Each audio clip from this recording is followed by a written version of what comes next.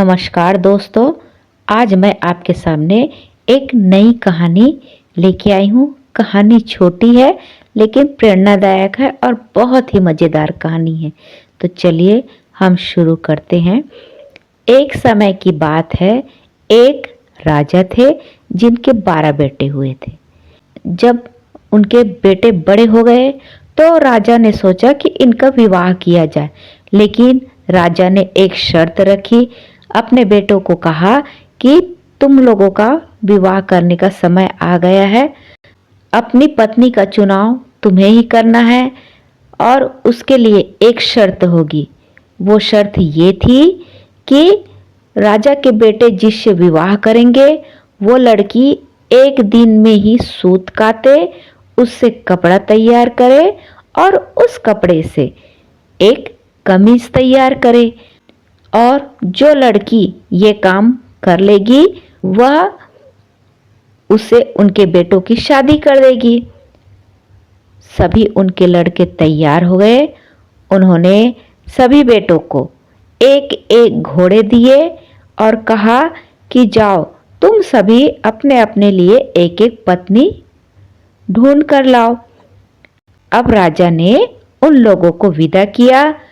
सभी 12 भाई आगे चले। थोड़ी दूर चलने के बाद जो बाकी बड़े 11 भाई थे उन्होंने छोटे भाई को छोड़ दिया, ये कहकर कि तुम हमारे साथ आगे नहीं चल सकते। ये कहकर सभी 11 भाई अलग अलग तरफ निकल पड़े। अब जो छोटा भाई था वो वहीं पर घोड़े से उतरा और रोने लगा और जाकर एक घास पर बैठ गया। जैसे ही वो घास पर बैठा और रो रहा था, उसी समय घास में कुछ हलचल होने लगी। घास में जब हलचल होने लगी तो उन्होंने देखा तो वहाँ एक छोटी सी गुड़िया थी। वो छोटी सी गुड़िया उसके पास आई और उसने पूछा कि आप क्यों रो रहे हैं। तो राजा के छोटे बेटे ने कहा कि मेरे बड़े भाई थे तो मेरे पिताजी ने सभी को विवाह के लिए एक एक लड़की लाने के लिए कहा, लेकिन उनके सामने एक शर्त रखी कि जिससे तुम विवाह करोगे वो एक दिन में सूत काटे, उससे कपड़ा बनाए और उसी कपड़े से एक कमीज तैयार करे, तभी तुम्हारी उससे शादी होगी। अब गुड़िया उसकी बात को सुनती है और चुप रहती है। फिर राजकुमार ने कहा, क्यों गुड़िया, तुम ये काम कर सकती हो क्या? गुड़िया कहती है, ठीक है मैं कर सकती हूँ।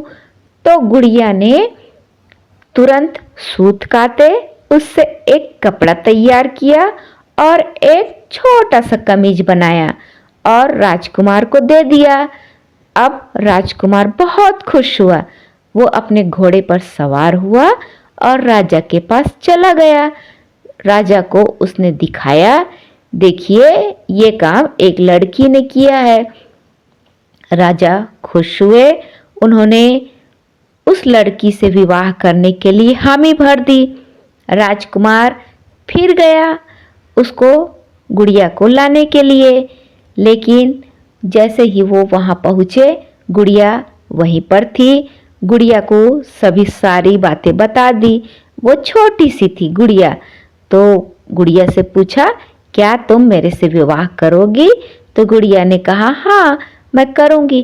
तो राजकुमार कहता है, ठीक है चलो मेरे घोड़े में सवार हो जाओ।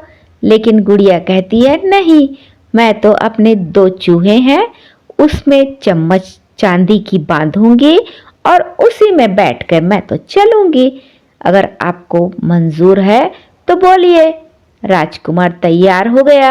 अब राजकुमार घोड़े पर और जो गुड़िया थी वो चूहे पर सवार हो गई।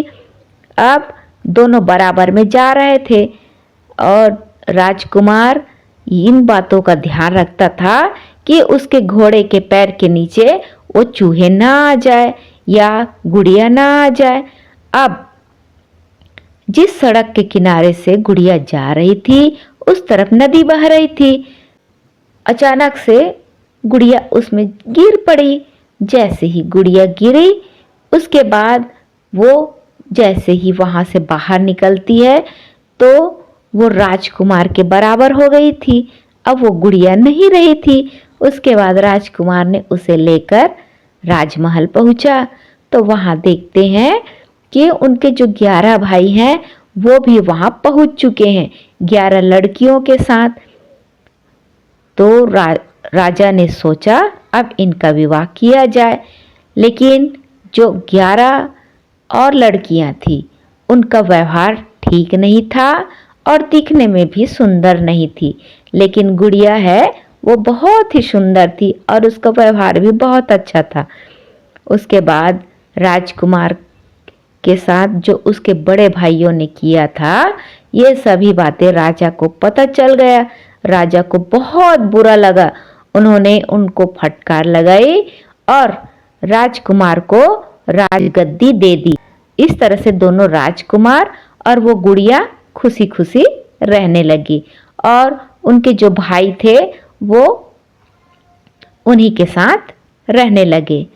तो इस तरह से जो सच्चाई के रास्ता में पहुंचता है वो आगे बढ़ता है और जो किसी के जलन या द्वेष भाव रखता है उनका यही अंजाम होता है। धन्यवाद।